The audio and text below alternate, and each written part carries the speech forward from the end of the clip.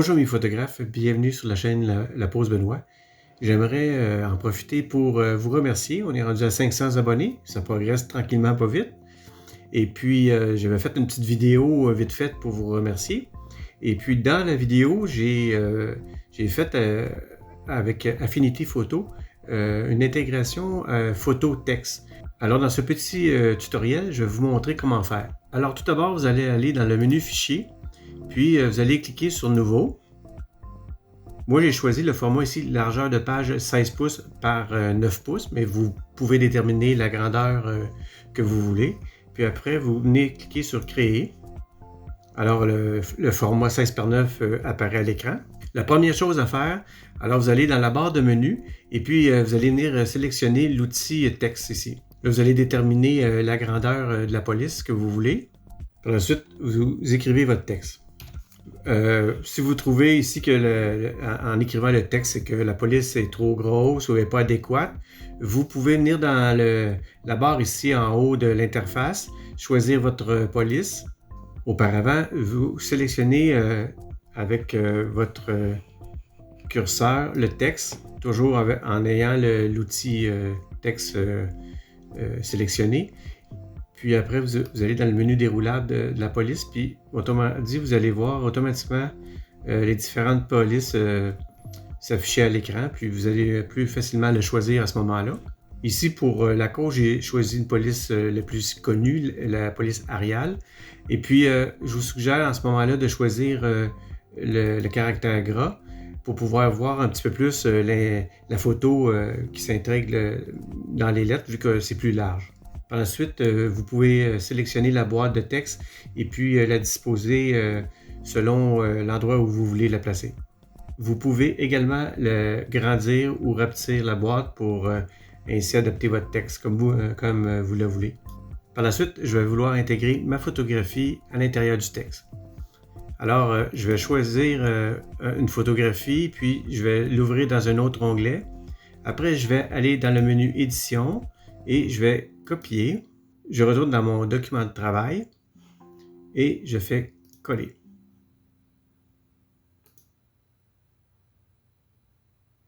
Par la suite, je vais adapter ma photographie par rapport à mon document 16 par 9. Je n'ai qu'à prendre les poignées ici de la boîte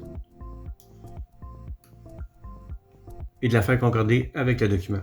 La prochaine manipulation, on va prendre le calque de la photographie. On va venir le mettre sous le calque de réglage texte, puis on va venir glisser vers la droite. Voilà. Je vais seulement grossir l'image comme ça ici. Là, on s'aperçoit évidemment que la photographie vient s'intégrer dans le texte. Petite astuce, on peut maintenant déplacer notre photographie en arrière-plan pour venir bien l'adapter par rapport au texte. On n'a qu'à sélectionner notre calque de la photo. On a seulement qu'à le déplacer selon l'orientation qu'on veut bien lui donner. Maintenant, si vous voulez déplacer l'ensemble de la photographie en arrière-plan et le texte, vous venez sélectionner le calque du groupe. Par la suite, vous venez cliquer dans la boîte et l'ensemble des deux calques sont manipulables ici. Autre petit truc, si c'est seulement le texte que vous voulez déplacer, alors vous venez ici dans la barre des commandes et cliquez ici sur Verrouiller les enfants et vous revenez déplacer votre boîte. À ce moment-là, la photo en arrière-plan ne bouge pas, mais c'est seulement le texte qui se déplace.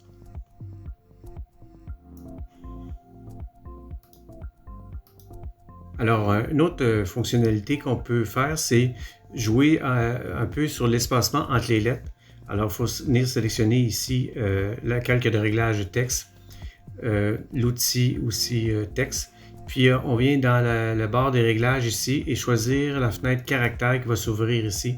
On va venir sélectionner l'interlettrage.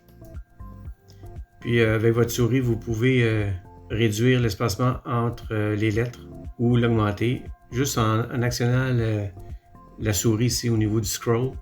Alors, ça peut être pratique également. On va voir une autre astuce. On va venir sélectionner notre calque photo, puis on va venir la dupliquer. Le calque qui a été dupliqué, on va venir le placer en haut du calque texte, pardon. On va maintenant peser sur la touche Alt et venir cliquer sur le masque de calque. Par la suite, on sélectionne le calque masque. On va venir choisir la couleur blanche ici et l'outil pinceau.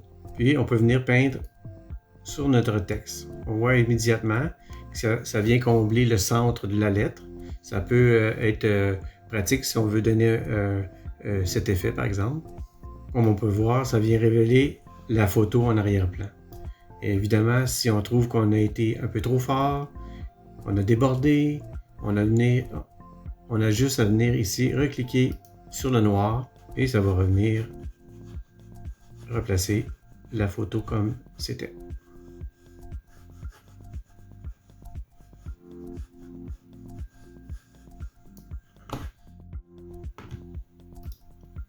Dernier élément que je voulais aborder dans ce tutoriel, on va venir dans la barre de menu sélectionner l'outil rectangle, puis on va venir apposer par-dessus l'ensemble de nos calques.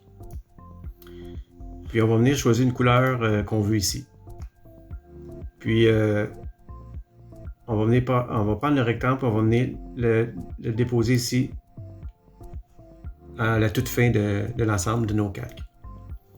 Là, on peut jouer ici sur l'opacité et puis le réduire comme on le veut, soit complètement ou lui donner une petite teinte. Là, si on change les couleurs, ça va être la même chose ici. Et on n'a qu'à jouer avec l'opacité si on veut donner un fond de couleur.